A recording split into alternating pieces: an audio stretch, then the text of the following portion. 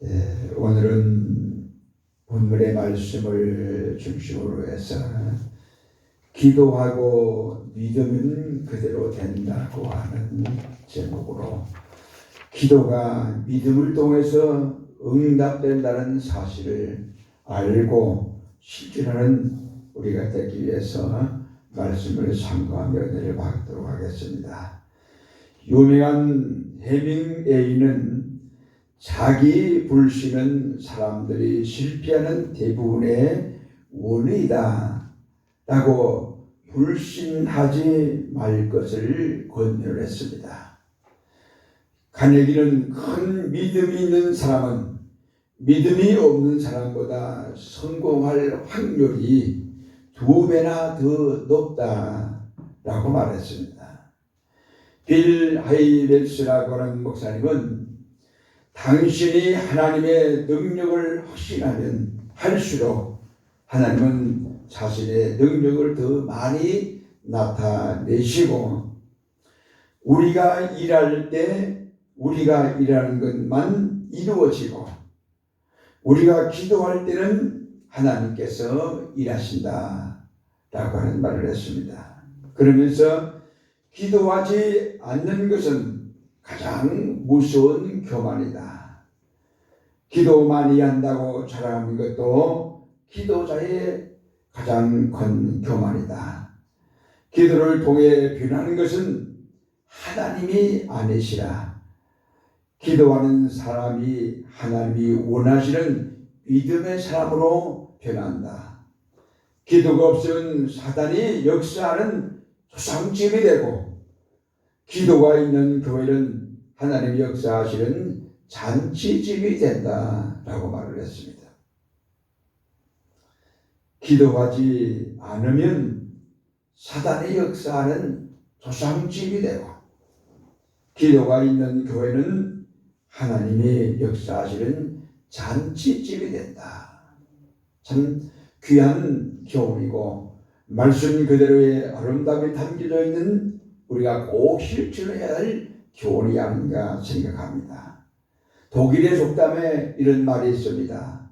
우리 한번 따라해 보시겠습니다. 당신이 기도하기 위해 손을 모으면 주께서 복을 주시기 위해 손을 펴신다. 할렐루야. 기도하기 위해서 우리가 손을 모으면 하나님은 복을 주시기 위해서 손을 펴신다고 말씀하셨습니다. 어느 교회 장로님 한 분이 계셨는데 아주 큰 부자였습니다. 그런데도 불구하고 교인에는 별로 그다지 관심이 없고 충성하지 않았어요. 그리고 헌금도 잘 안 했습니다. 그런데 어느 날 뜻밖의 그에게 심장병이 찾아왔습니다. 병원에 입원을 했습니다. 목사님이 그 소식을 듣고 병원에 신방을 갔습니다. 목사님이 도착하자마자 바로 그 병원에 원장 선생님 한 분 간호사하고 같이 그 장로님 병실에 왔습니다. 원장 선생님은 장로님을 이리저리 진찰을 했습니다. 눈꺼풀을 이렇게 뒤집어 보고 가슴에 청지기를 대보고 또 손으로 배를 꾹꾹 눌러보기도 했습니다. 그러더니 원장 선생님은 갑자기 간호사를 향해서 이렇게 외쳤습니다. 간호사, 빨리 가서 장의사를 불러와 그랬어요. 장로님은 깜짝 놀랐습니다. 직감적으로 이제 자기의 목숨이 얼마 남지 않았다는 것을 알 수 있었습니다. 그는 다급하게 목사님을 불렀습니다. 찾았어요. 그리고는 목사님에게 이렇게 말했어요. 목사님, 종이와 연필을 좀 갖다 주세요. 제가 하나님께 헌금을 좀 하겠습니다. 평소에 하나님께 제대로 헌금을 드리지 못했던 것이 그의 마음에 걸렸어요. 이제 죽음이 바로 코앞에 닥치니까 겁이 들컥 난 겁니다. 종이를 받아들고 종이에다가 이렇게 썼습니다. 1억 원 하고 썼습니다. 1억 원을 쓰고 그 밑에 이거 하나님 앞에 내가 헌금으로 바치겠습니다 라고 쓰고 그러고 난 다음에 자기 이름을 쓰고 자의를 했어요. 그리고 하나님 목사님께 드리면서 목사님 제가 그 금액을 하나님 앞에 헌금하겠습니다 라고 얘기를 했어요. 그런데 잠시 뒤에 문이 다시 열리더니 밖에 나가던 간호사가 의사 한 사람을 데리고 들어왔습니다. 원장 선생님은 젊은 의사를 보더니 막 야단을 쳤어요. 이봐, 장의사, 아니 진찰을 했으면 사태의 기록을 남겨야지. 이렇게 비워가면 어떻게 하느냐고. 이 정도 환자 같으면 퇴원을 시켜도 되잖아. 왜 환자를 이렇게 붙들어 놓고 고생을 시키느냐 라고 야단을 친 거예요. 알고 보니까 그 젊은 의사의 성이 장씨였어요. 성이 장씨인 이 장의사를 불렀는데 이 장로님은 장의사를 부를 줄 알고 놀란 겁니다. 장로님은 깜짝 놀라면서 자리에 일어났습니다. 그리고 목사님에게 이렇게 얘기했습니다. 목사님, 죄송하지만 제가 조금 전에 써드린 숫자에서 동그라미 하나를 지워주세요. 그랬어요.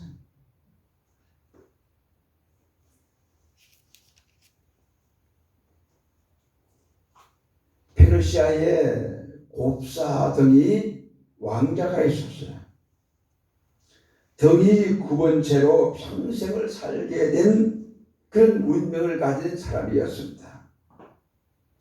그가 12번째로 맞이한 생일날 그의 아버지 왕이 그에게 선물로 무엇을 갖고 싶으냐라고 물었어요.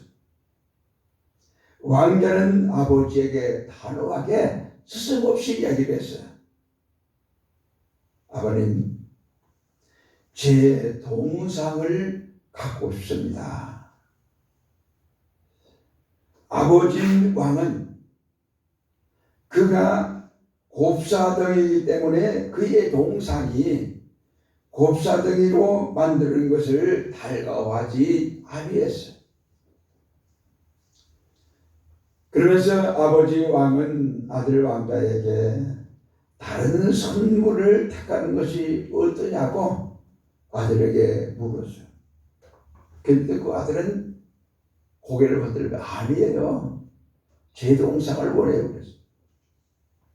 그러면서 이런 얘기, 저는 지금 제 모습이 아니라 똑바로 서 있는 모습을 한 동상을 갖고 싶어요.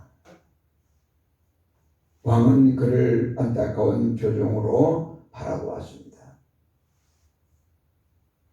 곱사로 사랑하는 아들이 똑바로 서 있는 그 왕자의 동상을 만들어 달라고 하는 그 아들을 보면서 뭔가 마음이 아팠습니다. 하지만 아들은 뜻을 굽히지 않고 이렇게 얘기합니다. 제 동상을 제 침실 밖 창밖 정원에 세워서 내가 매일매일 그 동상을 바라볼 수 있게 해주세요 라고 간청을 했어요. 그 정이 너무나 간절했기 때문에 왕은 들어줄 수밖에 없었습니다.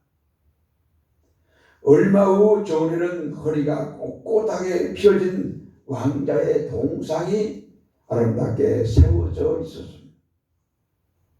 왕자는 매일 낮에나 밤이나 매일같이 동상을 바라보면서 간절하게 마음속으로 동상처럼 허리를 펴지기를 바랬습니다. 이와 함께 허리를 조금씩 펴고 또 펴는 재할 운동을 계속 땀이 번복이 되도록 열심히 했어요. 9년이라는 세월이 흘렀어. 왕자가 21살 되는 때 생일이 됐습니다. 놀랍게도 그는 동상과 똑같이 허리를 편 당당한 모습에 임금의 아버지 임금의 다음 뒤를 이어갈 왕자로 건강한 모습을 찾았다는 이야기입니다. 여러분, 우리 신자들, 성도들은 하나님께서 말씀하신 약속을 믿고 매일매일 바라보면서 이루어질 것을 믿고 기도하고, 기도한 후에는 이루어질 줄로 믿고 믿음으로 기다리시기 바랍니다. 그러면 때가 되면 하나님께서 그대로 이루어질 줄로 믿습니다. 오늘 본문에 우리에게 주시는 약속의 말씀이 있습니다. 우리가 전달하시겠습니다. 하나님께 구한 것을 그대로 이루어질 줄 약속을 믿자. 오늘 본문의 말씀은 예수님께서 제자들을 데리시고 예루살렘에 입성할 때 기도에 대한 교훈으로 주님이 직접 하신 말씀입니다. 예수님께서 잎이 있는 무화과나무를 보시고 열매를 찾았어요. 열매가 없어요. 열매를 저주했어요. 지금부터 영원토록 열매를 맺지 못할 것이다. 뿌리채 말랐다라고 했습니다. 베드로가 예수님께 무화과나무가 말랐다고 하자 예수님께서 제자들에게 하나님을 믿으라. 베드로가 이 무화과나무가 뿌리채 말랐습니다 라고 했는데 예수님은 하나님을 믿으라 엉뚱한 이야기를 하신 거예요. 그러면서 주님이 하신 말씀은 이 산을 바다에 던지라 하고 그 말을 믿고 의심하지 아니하면 그대로 되리라 라고 하는 말씀을 하셨습니다. 그 당시 이스라엘 속담에 산을 바다에 던진다 라는 속담이 있습니다. 이 말은 어려운 일을 해결한다는 뜻으로 사용이 되었어요. 실제로 산이 바다에 옮겨지는 것이 아니라 어려운 문제를 해결할 때 저 사람은 산을 옮긴 사람이야 라고 하는 이야기. 블레셋과 이스라엘과 전쟁이 벌어졌습니다. 블레셋의 거장 골리앗이 나타납니다. 이스라엘은 골리앗을 보고 산으로 보았어요. 해결할 수 없는 문제의 산. 근데 다윗이 그 산이라고 생각했던 골리앗을 물리치고 이스라엘에게 승리를 안겨줍니다. 그때 이스라엘 백성들이 한 말이 다윗은 산을 옮긴 사람이다 라고 했습니다. 기도할 때는 하나님이 들으실 줄 믿고 기도 후에는 응답을 믿을 때 주께서 그대로 이루어 주십니다. 믿음이 없이 기도하는 것은 헛수고입니다. 믿음이 없이 입으로만 하는 기도는 응답이 있을 수가 없습니다. 예수님의 제자들은 이 말씀을 교훈삼아 큰 믿음을 가지고 기도했어요. 그랬더니 우리가 사도행전을 보면은 예수님이 행하셨던 놀라운 그 기적과 역사를 믿고 기도하고 성령을 받아야 되던 기자들을 통해서 이루어진 거예요. 어떻게 보면 예수님보다 더 큰 기적을 해요. 예수님은 한 번 외칠 때 3,000명이 해고 들어왔다는 말이 없는데 베드로가 한 번 복음을 전할 때 3,000명이 해고 들어왔다고 그랬어요. 예수님보다 어떻게 보면 더 큰 일을 한 거예요. 예수님의 오늘 본문의 말씀을 읽고 제자들이 실천한 겁니다. 히브리서 11장 1절과 2절에 믿음은 바라는 것들의 실상이요 보지 못하는 것들의 증거니 선진들이 이로써 증거를 얻으리라 그랬어요. 마태복음 15장 28절에 예수께서 이라여 내 믿음이 크도다 내 소원대로 되리라 하시니 그때로부터 그의 딸이 나으리라 하느니라. 그때가 어느 때예요? 주님이 말씀하시고 응답하신 기도에 응답할 때. 마태복음 7장 11절에 하물며 하늘에 계신 너희 아버지께서 구하는 자에게 뭘? 좋은 것을 주시지 않겠느냐 하느니라. 좋은 것을 주신다 그랬어요. 여러분 우리도 산 같은 문제를 해결해 달라고 하나님께 기도하면 주께서 이루어 주신다는 약속을 믿으시기 바랍니다. 버릴 것이 있습니다. 따라 쓰겠습니다. 하나님께 구한 것을 이루어 주신다는 약속을 조금도 의심하지 말자. 의심을 버리라는 이야기입니다. 이스라엘 백성들이 의심을 가지고 기도할 때 응답이 없자 예수님의 말씀대로 믿음을 가지고 기도했습니다. 기도에 대한 재미있는 이야기 중에 어느 목사님과 그 교회 택시 기사 집사님의 상급에 대한 유머 같은 이야기가 있습니다. 이 이야기는 우리들에게 기도에 대한 많은 교훈을 줍니다. 목사님은 상당히 인격적이고 성실하게 목회를 잘하신다고 소문이 나 있는 분이셨습니다. 새벽 기도도 성실하게 하셨고 설교 준비도 열정을 쏟았습니다. 가정에도 충실해서 행복한 가정을 이루었습니다. 동료 목회자들에게도 관계가 굉장히 좋았어요. 그때 목사님도 연세가 드셔서 세상을 떠나 하나님 나라인 천국에 갔습니다. 천국은 성경에 나온 대로 길이 황금으로 되어 있고 각종 보석으로 건물들이 씌워져 있고 문들은 전부 다 진주 하나로 만들어 주셨습니다. 천사가 하나님께로 인도하여 그 앞에 목사님이 서게 됐습니다. 그때 마침 같은 교회에 택시를 운전하는 그 시골 말하면 좀 총알 택시, 빨리 다니는 택시를 운전하는 집사님이 상급에 대한 심판을 받고 있는 모습을 보게 됩니다.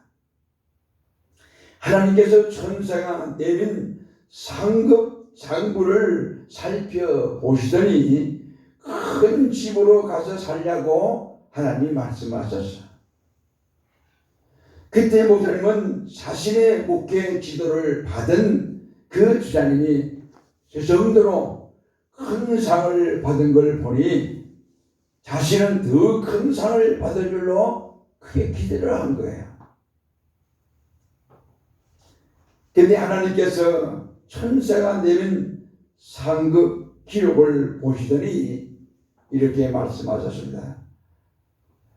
들어가기도 힘든 조그마한 집을 목사님에게 주시면서 너는 저기 가서 살아라 라고 한 거예요. 목사님은 깜짝 놀랐어요. 하나님 어떻게 이럴 수가 있습니까? 항의를 한 거예요. 하나님께서 이렇게 대답하십니다. 총알 택시 운전수 집사가 잘 들으세요. 보세요. 저를 보세요. 총알 택시를 운전하는 집사님이 택시를 너무 빨리 고르니까 택시를 탄 손님들마다 하나님 살려달라고 기도해서 그래서 상급이 많단다.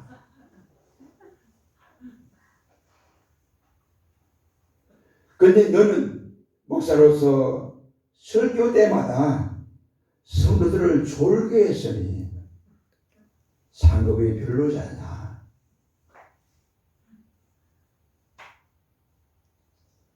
여러분 제 설교를 졸면은 상급 못 받게 하는 분들이에요. 졸지 마세요. 상도 많이 받을 욕심내요. 여러분, 예배 때 졸지 않게 해야 기도하는 성도들이 되어서 성도도 상급을 받고 그 설교를 한 목사님도 상급을 많이 받는데요. 웃지 못할 재미있는 유머 같은 이야기입니다. 무슨 이야기입니까? 기도하라는 이야기예요. 기도하게 만들라는 이야기입니다. 여러분, 그래서 제가 여러분들에게 기도합시다, 심야 기도합시다, 새벽 기도합시다, 기도하자고 하는 이야기는 아무리 많이 하고 강조해도 지나치지가 않은 거예요. 이게 잔소리같이 들려도 결코 잔소리가 아니에요. 우리가 해야 할 당연한 일이라는 이야기예요. 그런데 여러분, 우리가 기도에 열심을 내야 안 돼요? 별로예요. 요즘 사람 만나기도 힘들잖아요. 만나러 가기도 힘들고 밖에 못 나가잖아요. 식당에도 진짜 자주 못 가기도 하고. 이럴 때 우리가 해야 할 일이 뭐겠어요? 교회 와서 기도하는 거잖아요. 집에서도 기도할 수가 있어요. 근데 교회 와서 기도하니 더 좋았어요. 더 기뻐하십니다. 여러분, 우리들도 기도할 때 의심이 일어나면 예수 이름으로 물리치고 믿음을 가지고 기도해서 응답을 누리시기 바랍니다. 시할게 했어요. 따라하시겠습니다. 하나님께서 말씀하신 대로 구하는 것을 받은 줄로 믿자. 예수님의 시아들이 예수님께서 말씀하신 대로 산 같은 문제가 있을 때 해결하여 달라고 믿음으로 기도해서 예수님의 시아들이 그들의 평생 동안 하나님의 놀라운 역사를 나타냈습니다. 어느 교회 여성도 지사님이 간접한 건데 그 지사님은 결혼 후에 아이를 낳았는데 남자아이를 낳았는데 이 남자아이가 머리카락이 하나도 없는 거예요. 대머리를 낳은 거예요. 여러분, 아이를 낳아도 아무리 머리카락이 없어도 덤덤덤 머리카락이 나 있잖아요. 보면요. 머리카락 하나도 안 나 있는 거 없는 거예요. 얼마나 놀랐는지 모릅니다. 하나도 없어요, 머리카락이. 아이가 대머리니 어머니가 걱정이 이만저만이 아니었어요. 그래서 그 아이의 어머니는 새벽마다 어린아이, 갓난 아이를 안고 데리고 교회 나가서 목사님께 안수기도를 부탁해서 안수기도를 받기 시작을 했어요. 이 어머니는 목사님의 안수기도의 능력을 안구리었어요. 근데 아무리 열흘, 한 달, 1년, 2년 기도해도 머리카락이 안 나는 거예요. 응답이 안 오는 거예요. 초등학교 졸업했는데도 머리가 없는 머리카락이 안 나는 거예요. 여러분, 초등학교 졸업하면 벌써 12살이잖아요. 머리가 하나도 없는 거예요, 머리카락이. 그 아이가 중학교 2학년이 될 때까지도 머리카락이 하나도 나지 않았어요. 그런데도 이 아이의 어머니는 매일 아이를 데리고 새벽에 가서 목사님께 안수 기도를 받는 거예요. 여러분, 생각을 해보세요. 목사님께서 얼마나 스트레스를 받았겠어요. 한두 달도 아니고 13, 14년 동안 매일 새벽에 나와가지고 한 번도 빠진 적이 없이, 여러분 옛날에는 새벽기도 그 교인들이 안 빠졌잖아요. 그리고 특히 집사님 같은, 장로님 같은, 안전시장 같은 새벽기도 빠지면은요, 목사님한테 야단 맞고 얼마나 혼났는지 몰라요. 그래서 저는 한 번도 안 빠지고 10년이 훨씬 넘게 그 아이를 안고, 그리고 나중에 아이를 데리고 계속 목사님께 와서 안수기도를 받는 거예요. 목사님이 끔찍했어.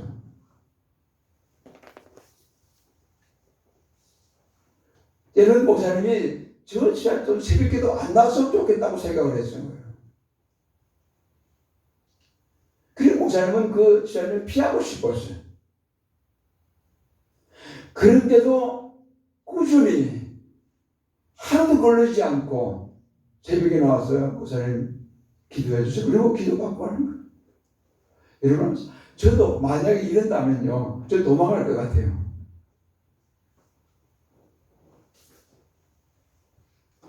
그런데 이 아이가 16살이 되어서 아이가 중학교 3학년이 된 거예요. 근데 그날도 새벽 기도 와서 목사님께 안수 기도를 받고 집으로 왔는데 어머니가 아이의 머리를 보니까 머리카락이 하나씩 나기 시작하는 거예요. 까맣게 올라오는 거예요, 이렇게. 그러더니 며칠 안 가서 몇 달 안 가가지고 머리가 수북하게 생긴 거 할렐루야. 온 집안 식구들이 깜짝 놀랐어요. 그 아이를 데리고 목사님께 갔잖아요. 데리고 왔는데 머리가 이만큼 나 있으니까 목사님 보고 야, 누구예요? 그런 거예요. 목사님 16년 동안 목사님이 안수기도 해주가지고 우리 아들이 머리가 이렇게 많이 났어요. 온 교회가요 놀란 거예요. 깜짝 뒤집어진 거예요. 이 여자 수사님은 아이가 중학교 3학년이 되도록 머리카락 하나 나지 않았지만은 기도하고 기도받는 그 일을 포기하지 않았습니다. 믿음이 있었기에 가능했습니다. 그리고 그 믿음 때문에 포기하지 않았어요. 그리고 그 믿음으로 기도한 겁니다. 여러분, 우리도 흔들림 없는 믿음으로 기도하면 하나님께서 강하게 역사하실 줄로 믿습니다. 기도하겠습니다.